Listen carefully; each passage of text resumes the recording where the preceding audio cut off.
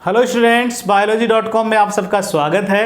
आज के इस वीडियो में हम 12th एग्रीकल्चर का जो फर्स्ट चैप्टर चल रहा था उसका नेक्स्ट टॉपिक पादप पुनर्स्थापन या प्लांट इंट्रोडक्शन हम पढ़ने वाले हैं। इस वीडियो में हम पढ़ने वाले हैं कि प्लांट इंट्रोडक्शन होता क्या है, उसकी परिभाषा, प्लांट इंट्रोडक्शन कितने प्रकार का होता है, इसके बाद में प्लांट इंट्रोडक्शन या पादप पुनर्स्थापन की प्रक्रिया, पादप पुनर्स्थापन के लाभ और इसके दोष, और साथ ही साथ इसकी क्या उपलब्धियां है, ये हम पढ़ने वाले हैं। आपके 12th क्लास में इससे संबंधित एक बड़ा क्वेश्चन संभावित है, आता है, या फिर इसके लाभ और इसके दोष जो है अधिकतर एग्जाम में पूछे जाते हैं। इसलिए वीडियो को अंत तक देखना, एक एक बिंदु आपके लिए महत्वपूर्ण है। चलिए शुरू करते हैं। सबसे पहले बात करते हैं प्लांट इंट्रोडक्शन या पादप पुनर्स्थापन की परिभाषा। तो देखो, अंग्रेजी में इंट्रोडक्शन का अर्थ क्या होता है। इंट्रोड्यूस या इंट्रोडक्शन का अर्थ होता है आप ऐसे व्यक्ति का परिचय पूछ रहे, ऐसे व्यक्ति को जानने की कोशिश कर रहे हो जिसे आपने कभी देखा नहीं या उसे जानते नहीं हो, तो उसे हम क्या कहते हैं, इंट्रोडक्शन करना, ठीक है, या इंट्रोड्यूस करना। ऐसे ही प्लांट इंट्रोड्यूस का भी कुछ ऐसा ही सिमिलर सा अर्थ है कि आप ऐसे पादप से रूबरू हो रहे हो, ऐसे पादप को अपने खेत में बो रहे हो, अपने क्षेत्र में बो रहे हो जिसको आपने कभी देखा नहीं, जिस फसल को या उस किस्म को कभी आपने देखा नहीं, सुना नहीं। ऐसे तो बहुत सिंपल सा है, एक अनजान सी फसल को, ऐसी फसल जो अपने एरिया में कभी नहीं होती है, नहीं होती हुई है, ना कभी हो रही है, ऐसी फसल को आप ला रहे हो बोने के लिए, तो उसे कहते हैं प्लांट इंट्रोडक्शन। बहुत आसान सा है, किसी भी पादप प्रजाति या किस्म को उस स्थान पर बोना जहां वह पहले से नहीं बोई जाती है। बहुत आसान सा है। कुछ ऐसे समझिए, मान लीजिए ये कोई एक स्थान है, कोई एक क्षेत्र है, मान लीजिए ए क्षेत्र है और एक बी एरिया है, बी क्षेत्र में है। यहाँ कोई एक्स स्पीसीज या कोई एक्स किस्म है जो कभी बोई जाती है और बोई जाती रही है, लेकिन ये एक एरिया ऐसा है जहाँ कभी एक्स स्पीसीज कभी नहीं बोई गई। और अगर मान लीजिए किसी तरीके से, किसी भी प्रकार से इस एक्स फसल को अगर बी एरिया में बोया जाता है, बी क्षेत्र में बोया जाता है, तब इस क्षेत्र में इसे बोने को हम क्या कहते हैं, प्लांट इंट्रोडक्शन या पादप पुनर्स्थापन कहते हैं। सिंपल सा है, किसी फसल को या उस फसल की किस्म को ऐसे क्षेत्र में बोना जहां वह पहले कभी नहीं बोई जाती हो, तो उस प्रक्रिया को, उसे बोने की इस प्रक्रिया को हम पादप पुनर्स्थापन या प्लांट इंट्रोडक्शन कहते हैं। पहली बात, परिभाषा आपको समझ में आ गई होगी, बहुत सिंपल है। चलिए अब बात करते हैं इसका फ़ायदा क्या है। फ़ायदा बहुत है। छोटी सी बात, पहली बात तो ये कि इससे आप बहुत आसानी से, बहुत कम समय में, बहुत कम खर्चा करके, समय को आप बचाकर शस्य सुधार कर सकते हो। बहुत शीघ्र, बहुत अति शीघ्र शस्य सुधार कर सकते हो, उसकी अपनी जो फसल है उसमें सुधार कर सकते हैं। लेकिन साथ ही एक समस्या है। समस्या ये है कि उस फसल का अनुकूलित होना या एक्लीमेटाइजेशन होना जरूरी है। अनुकूलित होना बहुत ज़रूरी है। यानी कि अगर हम देखो, बाहर से फसल ला रहे हैं, किसी दूसरे राज्य से भी ला सकते हैं, या किसी दूसरे देश से भी कोई फसल अगर आयातित हो रही है बोने के लिए, यहाँ हम उसका प्रयास कर रहे हैं, तो इस एरिया में, अपने क्षेत्र में उस फसल का अनुकूलित होना बहुत ज़रूरी है। ज़रूरी थोड़ी है कि वहाँ से हम जो फसल ला रहे हैं वो हमारे क्षेत्र के अनुकूलित हो, और अनुकूलित हो, बोई जा रही हो या बोई जा सके, ऐसा संभव नहीं है। इसके लिए उसका अनुकूलित होना बहुत ज़रूरी है। नए जो वातावरण है उसमें अभ्यस्त होना बहुत ज़रूरी है, ठीक है। तो पहले उसे अभ्यस्त करवाया जाता है या फिर कोई दूसरे तरीके द्वारा उसे इस वातावरण के अनुकूलित बनाना बहुत ज़रूरी, ठीक है। तो पहली बात हमने ये समझी कि प्लांट इंट्रोडक्शन होता क्या है। नए स्थान में बोना ही सीधा सा है प्लांट इंट्रोडक्शन है, और ये बहुत आसान और बहुत ही कम समय में शस्य सुधार की एक अच्छी तकनीक है, लेकिन अनुकूलन होना बहुत ज़रूरी है। चलिए अब बात करते हैं पादप पुनर्स्थापन के प्रकारों की। तो पुनर्स्थापन जो है वो दो प्रकार का होता है, प्राथमिक पुनर्स्थापन और द्वितीयक पुनर्स्थापन। प्राइमरी प्लांट इंट्रोडक्शन और द्वितीयक होता है secondary plant introduction. Primary introduction की बात करते हैं। प्राइमरी प्लांट इंट्रोडक्शन यानी प्राथमिक पुनर्स्थापन क्या होता है। तो देखो, किसी फसल को या किसी फसल प्रजाति को आप बाहर से ला रहे हो और अपने क्षेत्र में सीधे ही बगैर किसी सस्य सुधार के, बगैर किसी आनुवांशिक चयन के, किसी आनुवांशिक बदलाव के, अगर आप सीधे ही वहाँ से बीज लाए और बोना चालू कर दिया और फसल प्राप्त करना चालू कर दिया तो उसे प्राथमिक पुनर्स्थापन कहते हैं। बहुत शॉर्ट में अगर इसे समझे तो बस आपको इतना याद रखना है, बिना चयन के, बस ये शब्द, प्राथमिक पुनर्स्थापन में बिना चयन के आप फसल बोना शुरू कर देते हो।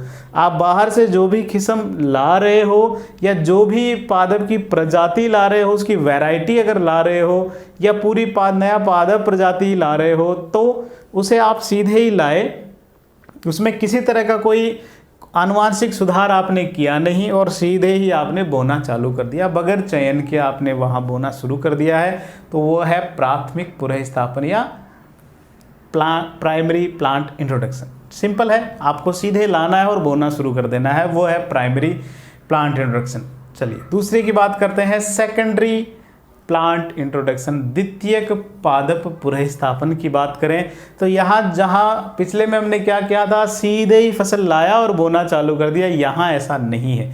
यहाँ जो अभी हमने पहले बात की, अनुकूलन एक समस्या हो सकती है, तो कुछ फसलें जो बाहर से लाई जा रही है वो अपने इस वातावरण में अनुकूलित नहीं है, तो इसके लिए पहले उसका चयन किया जाता है और यहाँ किसी जो लोकल किस्म है, यहाँ के कोई जो स्थानीय किस्म है उसके साथ संकरण करवाया जा रहा है और फिर उसके बाद में बोना चालू किया है, तो उसे कहते हैं द्वितीयक पुनर्स्थापन। ठीक है, अनुकूलित करना पहले जो है वो अनुकूलित किया गया और उसके बाद में अगर बोया जाता है, इंट्रोड्यूस किया जाता है, तब उसे कहते हैं द्वितीयक पादप पुनर्स्थापन। देखिए क्या है, आप ऐसे समझिए कि मान लीजिए हमने बाहर से, मान लीजिए चीन से हमने कोई फसल लेके आए, ये समझ लीजिए चीन है, यहाँ से मान लीजिए कोई P1 किस्म लेकर आए हैं, किसी की भी समझ लीजिए, और अगर मान लीजिए उसे अब हम अपने क्षेत्र में इंडिया में उसे ला रहे हैं, लेकिन ये किस्म यहाँ के अनुकूलन नहीं हुई है, इसमें यहाँ समस्या है, यहाँ नहीं बोई जाती अच्छी तरीके से, यहाँ का वातावरण इसे सूट नहीं कर रहा है। ऐसे में क्या किया, यहाँ इसी की कोई दूसरी किस्म है, मान लीजिए भारत में P2 करके कोई किस्म यहाँ पहले से बोई जाती है इसी फसल की, तो पहले इनके बीच में करवाया गया संकरण, यानी कि P1 और P2 के बीच में संकरण करवाया और मान लीजिए इससे P1 P2 करके कोई किस्म बनी, इसका फिर से चेक किया गया कि वो यहाँ के वातावरण के अनुकूलित है या नहीं है। अगर वो अनुकूलित होती है तो इसे यहाँ इंट्रोड्यूस किया जाता है, यहाँ फिर क्षेत्र में बोना चालू कर दिया जाता है, और अगर नहीं होती है तो आगे और बहुत सारे संकरण के प्रयोग किए जाते हैं। ठीक है, तो पहले में हमने कुछ प्राथमिक में हमने कुछ नहीं किया, सीधे फसल लाया और बोना चालू कर दिया, वो प्राथमिक पादप पुनर्स्थापन था। और अगर आपने फसल लेकर तो आए लेकिन यहाँ के वातावरण से वो अनुकूलित नहीं थी, तो पहले यहाँ की जो कोई स्थानीय किस्म थी उसके साथ उसका संकरण करवाया और संकरण करवाकर नई किस्म बनाकर उसे इंट्रोड्यूस कर रहे हो, तो उसे कहते हैं द्वितीयक पादप पुनर्स्थापन। सिंपल है, दो प्रकार का पुनर्स्थापन हुआ, प्राथमिक अगर सीधे लाया बोना चालू कर दिया, द्वितीयक में क्या होता है, वहाँ से आप बाहर से लाए, लाके यहाँ की स्थानीय किस्म संकरण किया और फिर उसे इंट्रोड्यूस कर रहे हो, तो वो द्वितीयक है। ठीक है, चलिए अब बात करते हैं पादप पुनर्स्थापन की प्रक्रिया, प्रोसीजर क्या है, ये किस किस क्रम से होकर गुजरेगी। सीधे ही नहीं होता ये कार्य कि हम लाए और लगा दिए, नहीं, इसके लिए कुछ पदों में से कार्य पूर्ण करना होता है और वो होते हैं टोटल 6 पद होते हैं। 6 स्टेप्स में नई पादप किस्म को यहाँ इंट्रोड्यूस किया जाता है। तो वो कौन कौन से प्रोसीजर है, सबसे पहला है अर्जन या प्रोक्योरमेंट। अर्जन या प्रोक्योर, अर्जन यानी कि अर्जित करना, उसे प्राप्त करना, बहुत सिंपल सा है, इसके लिए बस एक शब्द याद रखना है, प्राप्त करना। प्राप्त करना है यानी कि आपको बाहर जाना है, जैसे मान लीजिए गेहूं की यहाँ की किस्म जो है वो थोड़ी कम है, कम उत्पादकता देने वाली है, तो आप बाहर विदेशों में उसकी किस्मों का पता करें और कोई अन्य किस्म है कि नहीं ज़्यादा उपयोगी है, तो आप उसको फिर यहाँ उसको समझा आपने कि ये ठीक है हमारे लिए बढ़िया है, तो उसे समझ लिया, प्राप्त करना है, वहाँ से इसको लाना है। तो वो प्राप्त करना जो है उसे प्रोक्योरमेंट या अर्जन कहते हैं। ठीक है, आपने गेहूं की अच्छी फसल देखी, वो प्राप्त कर ली, वो प्राप्त करना ही क्या है, अर्जन है, प्रोक्योरमेंट है, फिर उसकी लाने की प्रोसीजर चालू कर देंगे। और उसे लाने के लिए, उसे अर्जन के लिए भारत में संस्था है जिसका नाम है NBPGR।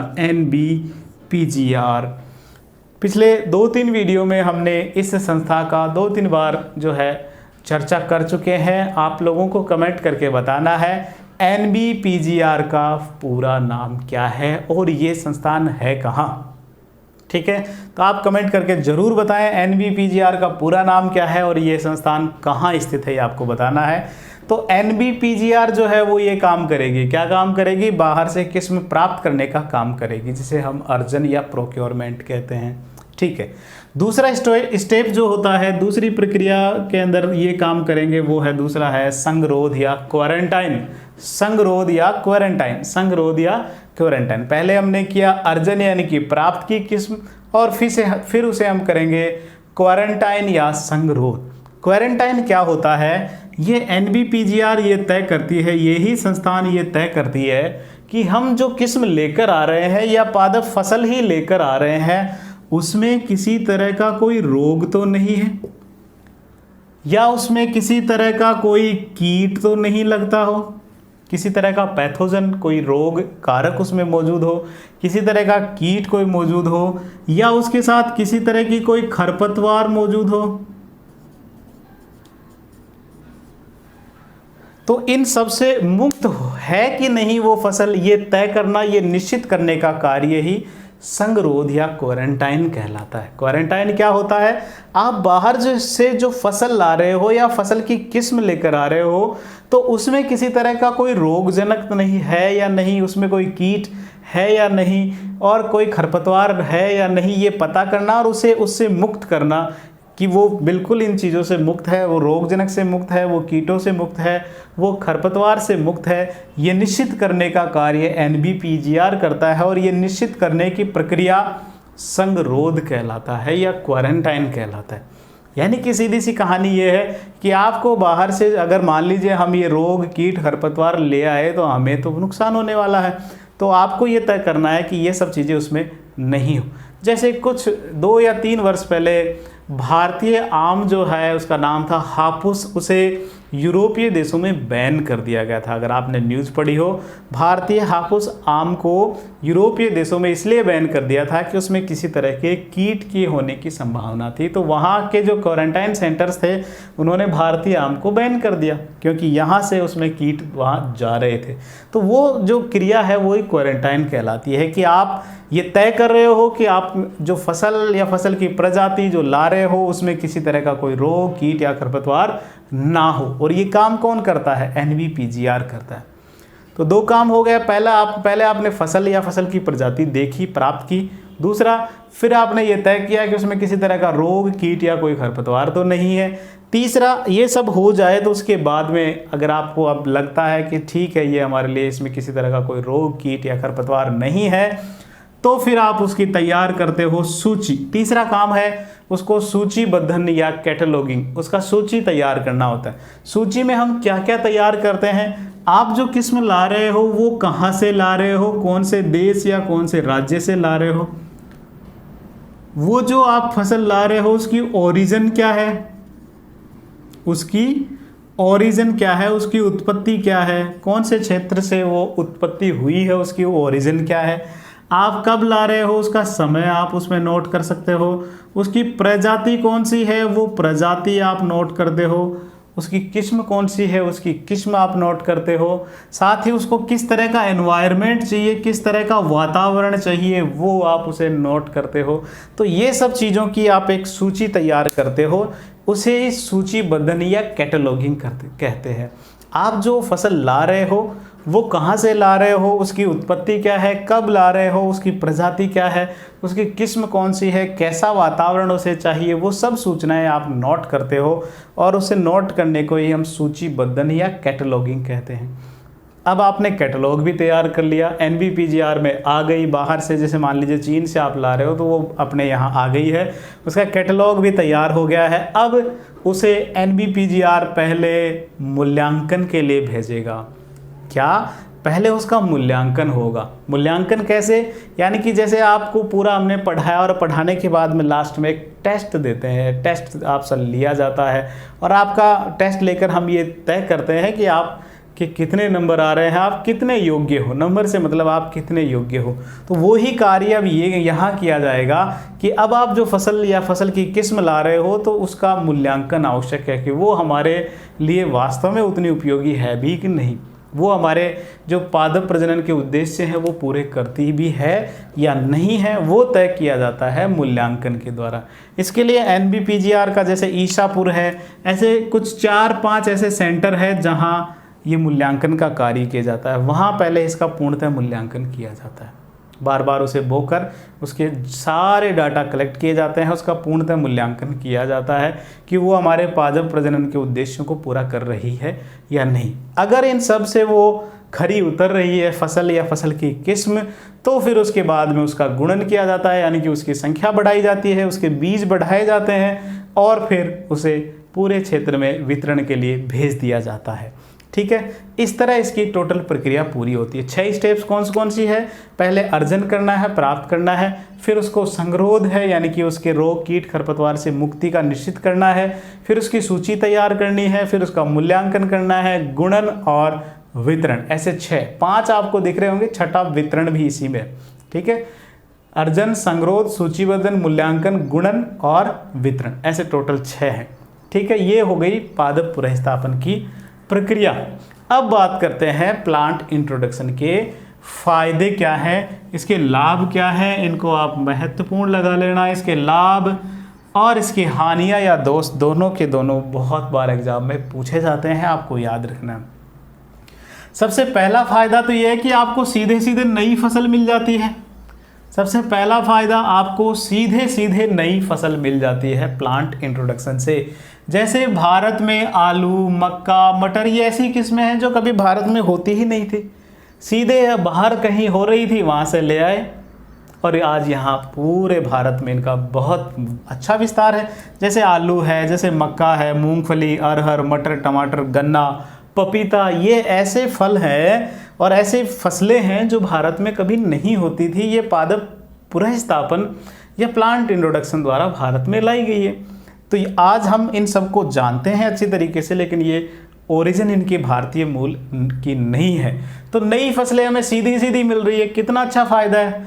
दूसरा फ़ायदा, आपको कोई मेहनत नहीं करनी ज़्यादा, ना आप ज़्यादा चयन करते हो, ना संकरण आपको करवाना पड़ता है, और नई उन्नत किस्म बनाने के लिए आपको कुछ नहीं करना, बिना चयन और संकरण के सीधे ही आपको एक उन्नत किस्में मिल जाती है ना। एक तो फसल मिल गई, और अगर मान लीजिए फसल नहीं तो फसल की किस्म मिल जाए, वो भी बगैर किसी चयन या संकरण के सीधे प्राप्त हो जाती है। तीसरा फायदा, आपको समय बहुत कम लगेगा, श्रम यानी कि मेहनत बहुत कम लगेगी, और धन, इन सब की बचत होगी।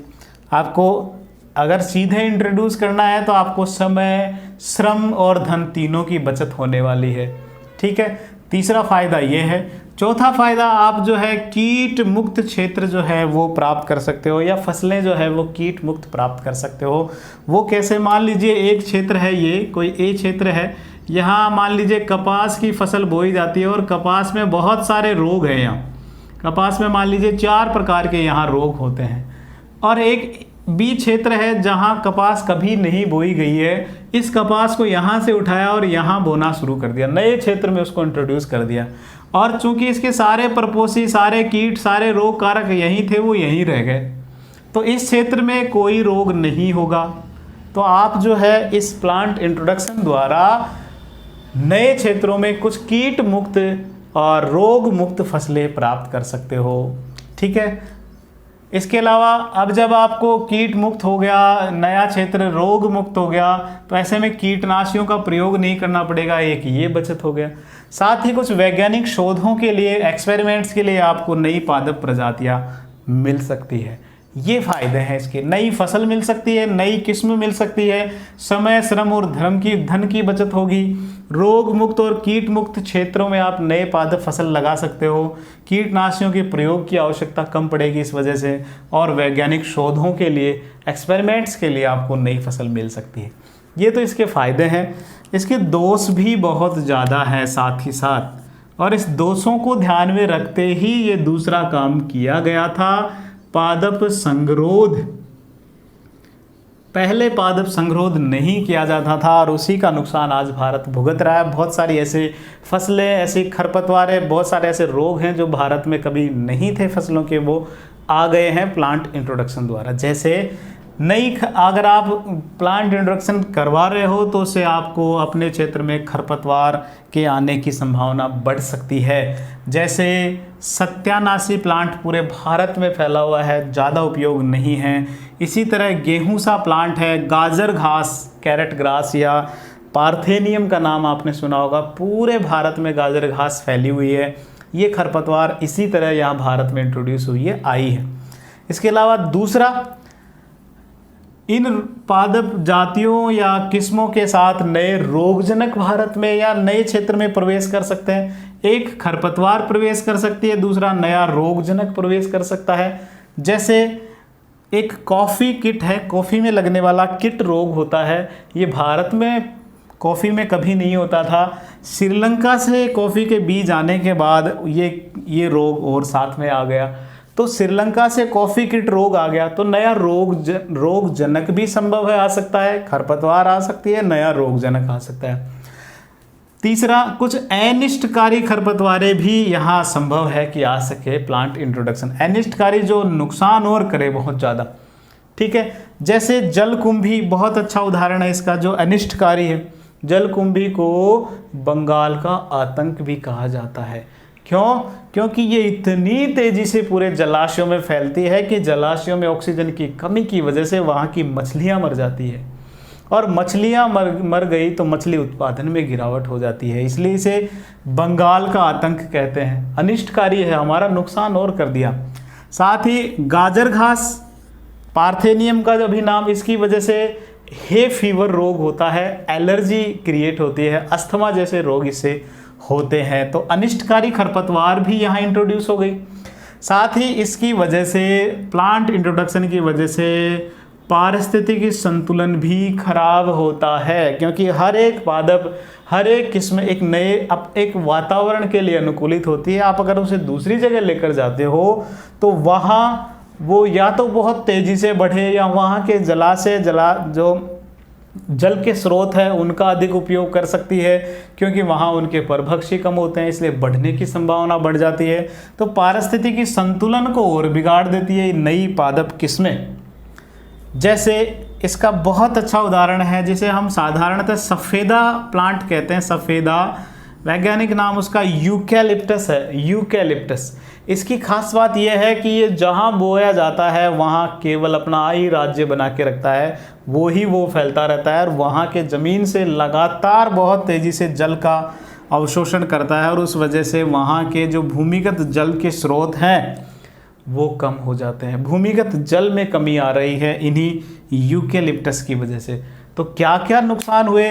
नई खरपतवार इंट्रोड्यूस हो सकती है, नए रोग इंट्रोड्यूस हो सकते हैं, कुछ खतरनाक और रोगजनक रोग कारक खरपतवारें यहाँ इंट्रोड्यूस हो सकती है, और पारिस्थितिकी संतुलन भी खराब होता है पादप पुनर्स्थापन की वजह से। तो ये इसके बहुत बड़े दोष हैं, और इनको ध्यान में रखते ही देखो मैंने अभी कहा संगरोध किया गया है, ताकि कोई खरपतवार ना आए, ताकि कोई रोगजनक ना आए। और ये भी यहाँ जो ये एक मूल्यांकन किया जाता है वो इस चीज़ का किया जाता है कि वो किसी तरीके से हमारे पारिस्थितिकी जो तंत्र है उसको तो नुकसान नहीं करता है। ठीक है, अब बात करते हैं पादप पुनर्स्थापन के इंट्रोडक्शन की उपलब्धियाँ, कुछ अचीवमेंट्स, क्या फ़ायदे हुए भारत को या किसी क्षेत्र को। तो फिलहाल हम भारत की बात करें तो हमारे भारत में कुछ ऐसी नई फसलें इंट्रोड्यूस हुई है जो एक तरह से उपलब्धियाँ हैं, बिल्कुल नई फसलें। जैसे अभी हमने यहाँ पढ़ा था आलू, जो भारत में कभी नहीं होता था, आज बहुत हो रहा है। मक्का, मूंगफली, अरहर, मटर, टमाटर, गन्ना, पपीता, ये सब नई फसलें हैं जो भारत में इंट्रोड्यूस हुई है। आलू, मक्का, मूंगफली, अरहर, मटर, टमाटर, गन्ना और पपीता। ठीक है, जितना आप याद कर सकते हो याद कर लो। कुछ तो हमारे जाने पहचाने, जैसे आलू, मटर, टमाटर, गन्ना, पपीता, मूंगफली, सभी लगभग, मक्का, है ना। तो बहुत सारी सब्जियां हैं, कुछ खाने वाले हैं, कुछ दाल जैसी है, अरहर, मूंगफली, ठीक है। चलो ये तो हुई नई फसलें। कुछ नई किस्में वैरायटीज़ भी भारत में इंट्रोड्यूस हुई है, यानी कि ये फसलें भारत में पहले से तो होती थी लेकिन उनकी नई किस्में यहाँ लाई गई है ज़्यादा उत्पादन वाली। यहाँ 2 अपने कोर्स में दी हुई है, गेहूं और धान की। धान की है TN1, IR8, IR28 और IR36। TN1 है, IR8, IR28 और IR36, ये धान की किस्में हैं। गेहूं की है, आपको गेहूं की और धान दोनों याद करनी है। गेहूं की विशेषकर जैसे रिडले है, लरमा रोहो, सोनारा 64। रिडले है, लरमा रोहो और सोनारा 64, ये गेहूं की किस्में हैं 3, जो ये प्लांट इंट्रोडक्शन की वजह से भारत में इंट्रोड्यूस हुई है। तो नई फसलें और नई किस्में जो भारत में अचीवमेंट है, उपलब्धियां हैं, वो यहाँ हमने समझा। ठीक है बच्चों, तो इस तरह आज के इस वीडियो में हमने देखा पादप पुनर्स्थापन क्या होता है, उसकी परिभाषा, उसके प्रकार, 2 प्रकार, प्राथमिक और द्वितीयक, फिर उसके बाद में उसकी प्रक्रिया, 6 बिंदु उसके प्रोसीजर के वो पढ़े, इसके लाभ क्या है और इसके फायदे क्या है, और साथ ही इसके दोष, इसकी कमियां क्या है और इसके अचीवमेंट्स क्या क्या है, इसकी उपलब्धियां क्या क्या है, वो हमने यहाँ इस वीडियो में कंप्लीट किया। ठीक है बच्चों, आज के लिए इतना ही। जुड़े रहें biology.com के साथ, अपने ज्ञान में वृद्धि करते रहें। यदि वीडियो आपने पहली बार देखा है तो इस वीडियो को ज़्यादा से ज़्यादा आप शेयर करें, लाइक करें, कमेंट करके मुझे बताएं आपको ये वीडियोस कैसे लगते हैं। अगर किसी टॉपिक में आपको समस्या है और उसका वीडियो अभी तक आपको नहीं मिला है तो आप कमेंट करके मुझे बता सकते हैं कि आपको कौन सा टॉपिक पढ़ना है, तो मैं निश्चित तौर पर उसको आपको वीडियो के रूप में आपको उपलब्ध करवाऊँगा। धन्यवाद।